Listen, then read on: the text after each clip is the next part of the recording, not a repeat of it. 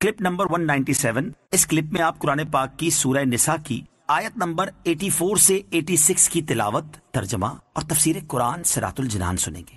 بسم اللہ الرحمن الرحیم.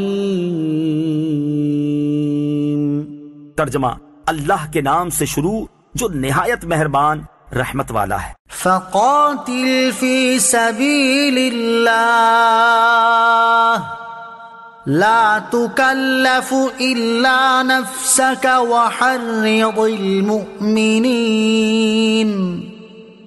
عسى الله ان يكف بأس الذين كفروا والله اشد بأسا واشد تنکیلا.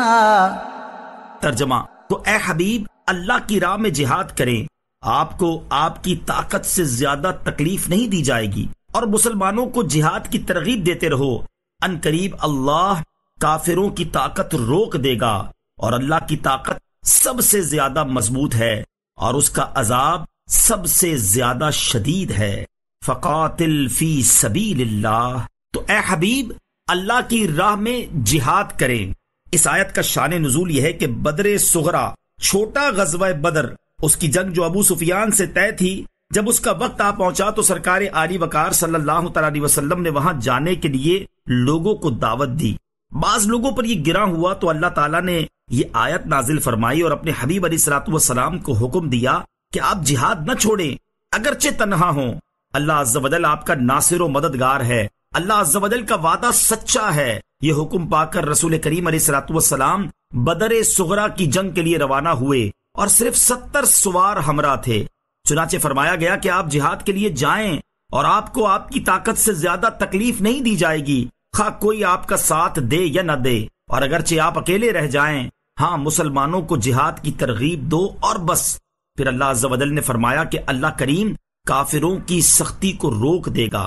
چنانچہ ایسا ہی ہوا کہ مسلمانوں کے اس چھوٹے سے لشکر سے کفار ایسے مروب ہوئے کہ وہ مسلمانوں کے مقابلے میں میدان میں نہ آ سکے. سید المرسلین صلی اللہ تعالی علیہ وسلم کی شجاعت.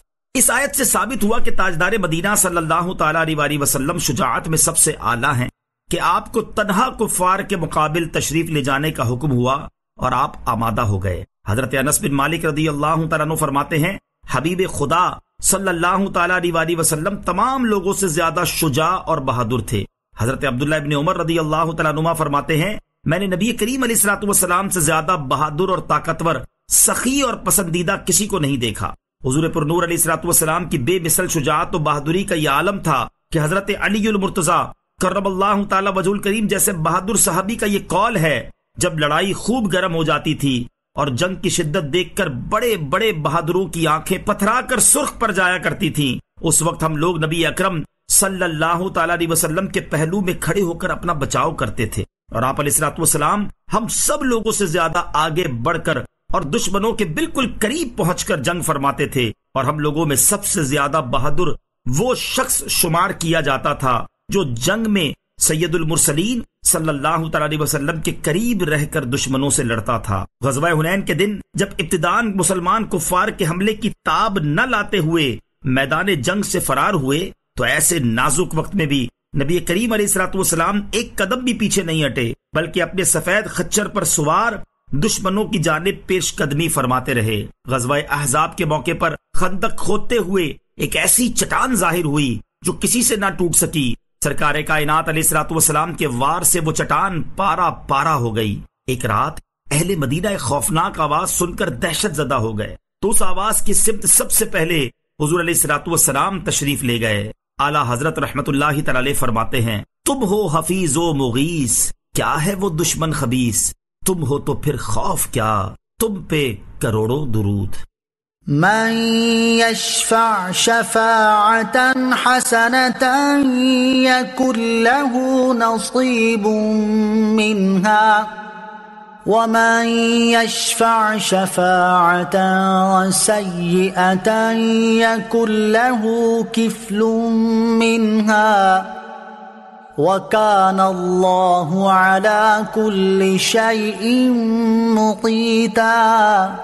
ترجمہ: جو اچھی سفارش کرے اس کے لیے اس کا اجر ہے، اور جو بری سفارش کرے اس کے لیے اس میں سے حصہ ہے، اور اللہ ہر شے پر قادر ہے۔ من یشفع شفاعتا حسنہ، جو اچھی سفارش کرے۔ اچھی سفارش وہ ہے جس میں کسی کو جائز نفع پہنچایا جائے یا تکلیف سے بچایا جائے، اس پر ثواب ہے۔ جیسے کوئی نوکری کا واقعی مستحق ہے اور کسی دوسرے کی حق تلفی نہیں ہو رہی تو سفارش کرنا جائز ہے، یا کوئی مظلوم ہے اور پولیس سے انصاف دلوانے میں مدد کے لیے سفارش کی جائے۔ بری سفارش وہ ہے جس میں غلط سفارش کی جائے، ظالم کو غلط طریقے سے بچایا جائے یا کسی کی حق تلفی کی جائے، جیسے کسی غیر مستحق کو نوکری دلانے کے لیے سفارش کی جائے یا کسی کو شراب یا سنیما کے لائسنس دلوانے کے لیے سفارش کی جائے، یہ حرام ہے۔ وَإِذَا حُيِّيتُم بِتَحِيَّةٍ فَحَيُّوا بِأَحْسَنَ مِنْهَا أَوْ رُدُّوهَا إِنَّ اللَّهَ كَانَ عَلَى كُلِّ شَيْءٍ حَسِيبًا۔ ترجمہ، اور جب تمہیں کسی لفظ سے سلام کیا جائے تو تم اس سے بہتر لفظ سے جواب دو یا وہی الفاظ کہہ دو، بے شک اللہ ہر چیز پر حساب لینے والا ہے۔ وَإِذَا حُيِّيتُم بِتَحِيَّةٍ، اور جب تمہیں کسی لفظ سے سلام کیا جائے۔ اسلام سے پہلے اہل عرب کی عادت یہ تھی کہ جب وہ ایک دوسرے سے ملتے تو کہتے حیاک اللہ، یعنی اللہ تعالیٰ تجھے زندہ رکھے، اور جب دین اسلام آیا تو اس میں اس کلمے کو سلام سے تبدیل کر دیا گیا، اور یہ کلمہ حیاک اللہ کے مقابلے میں زیادہ کامل ہے، کیونکہ جو شخص سلامت ہوگا تو وہ لازمی طور پر زندہ ہوگا، اور صرف زندہ شخص سلامت نہیں ہو سکتا کیونکہ اس کی زندگی مصیبتوں اور آفات سے ملی ہوئی ہے۔ صلو علی الحبیب صلی اللہ تعالی علی محمد صلی اللہ تعالی وسلم۔ مجھے اپنی اور ساری دنیا کی لوگوں کی اصلاح کی کوشش کرنی ہے انشاءاللہ عز و جل۔